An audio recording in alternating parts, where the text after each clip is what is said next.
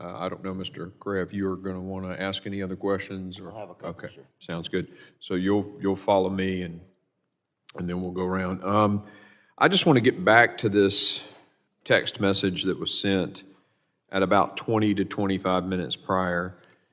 That text message was a picture of Crooks.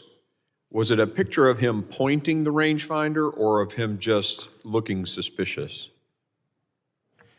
Chairman, I have not seen the picture that was sent, so I don't know. But My understanding is, to the best of my briefings, it was the pictures that were initially taken by Butler ESU. okay, so that was the 62-minute prior. Okay.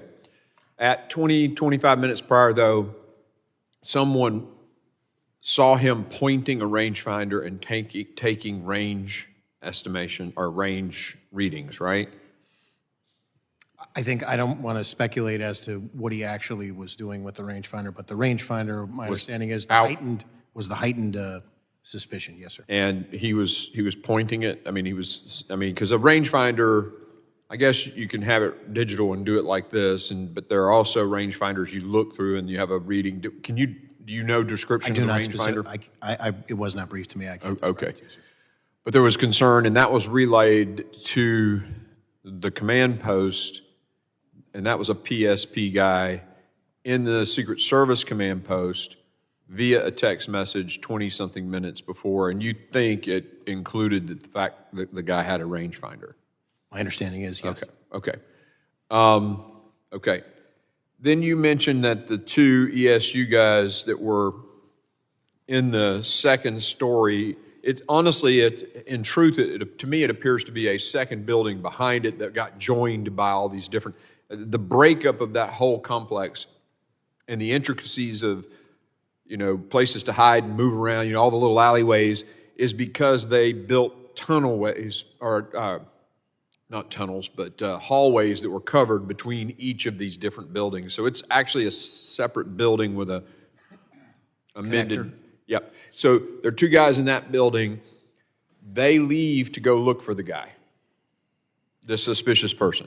My understanding is, yes, according to interviews. So they were not manning, they did not have oversight on that rooftop because they were out looking for the guy. Correct. My understanding is it was the grounds around there, to see it photographed now or on your tour yesterday, without scores of people traversing from different parking areas to make ingress into the secure perimeter, that there was a concerted effort to try and identify and make contact with him. Sure. In conjunction with I was briefed that there were two other suspicious individuals that simultaneous to this, not terribly too far away distance-wise. I don't have the specifics, but those this is all occurring contemporaneously. But one of them, Crooks, had a rangefinder, and so they leave and they go, look, he's suspicious. That leaves that building with two sets of eyes that could have observed it, granted, by exposing themselves. And by the way, I would think they could stay in the building as opposed to being on top of it for their own sort of defilade position. I get that as a sniper works. But you got to be able to see it. So anyway, they leave. Was Secret Service notified that they were leaving to go look for this guy, and thus those eyes on top of the building not? I do not know, and the other thing that I do not know is where else Butler ESU sent that information. I have not been briefed on that. Who told them to go look? Do you know if they were told to go look? I do not know, sir. We just know that they did go look. Yes, sir. And I said a very concerted effort with all of those alcoves and all of those buildings was made. There were two additional officers who, I don't know the specifics of the timeline. I don't know the specifics of the logistics of how that information was relayed, but I'm briefed that they came and they made a very concerted effort to try and locate Crooks. But it seems to me that was leaving that extra set of eyes on top of the building. It would be something if I were the site commander at that point, I'd want to know two guys are leaving a post where they have observation on a building, and that somebody relayed that to me so that I would know, oh, wait a minute, now two sets of eyes that were on the building. You know what I'm saying? It's like if you pull your lateral security in an ambush or something. I'm talking like an Army guy now.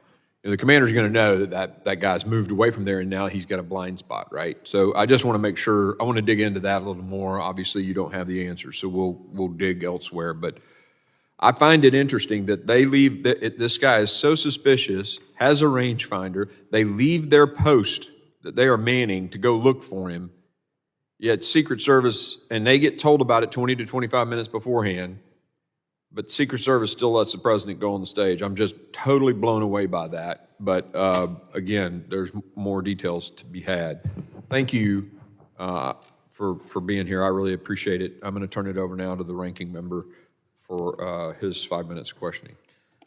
Gentlemen, thank you for being here today.